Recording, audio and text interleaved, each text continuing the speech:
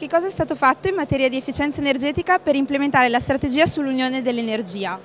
Diciamo che la Commissione europea ha già fatto ha già preso parecchie iniziative, nel senso che è stata adottata una strategia per il riscaldamento e il raffreddamento nel febbraio di quest'anno, che è molto importante perché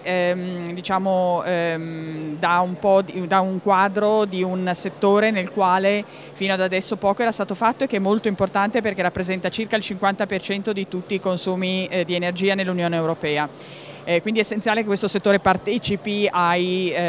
obiettivi di risparmiare l'energia al 2020, 2030 e 2050. E poi abbiamo in cantiere la revisione di due direttive, la direttiva sull'efficienza energetica degli edifici e la direttiva sull'efficienza energetica, la cui adozione è prevista per prima di Natale, in teoria dovrebbe essere verso la fine di novembre. Questi due strumenti legislativi sono due pilastri della politica europea dell'efficienza energetica, però è necessaria una modifica per renderli adatti a raggiungere gli obiettivi per il 2030. Rispetto alla direttiva sull'efficienza energetica, quali sono gli aspetti che sono stati affrontati?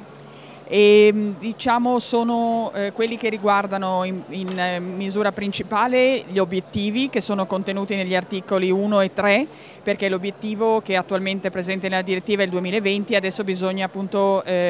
inserire l'obiettivo per il 2030. E poi l'articolo 7, che è quello che riguarda i cosiddetti Energy Efficiency Obligation Schemes e misure alternative, che sono degli strumenti estremamente importanti perché gli studi dimostrano che le misure prese sulla base di questi articoli porteranno il 50% di tutti i risparmi attesi dalla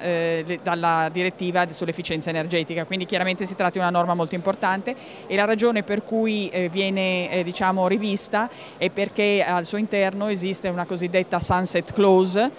cioè è prevista, se non si fa nulla, è previsto che l'articolo cessi di avere effetto nel 2020. Dal momento che appunto si vuole rendere, come ho detto prima, la direttiva adatta al 2030, ovviamente questa sunset clause deve essere rimossa. E poi ci sono alcune altre piccole modifiche che riguardano la governance, che riguardano gli articoli in materia di metering and billing, quindi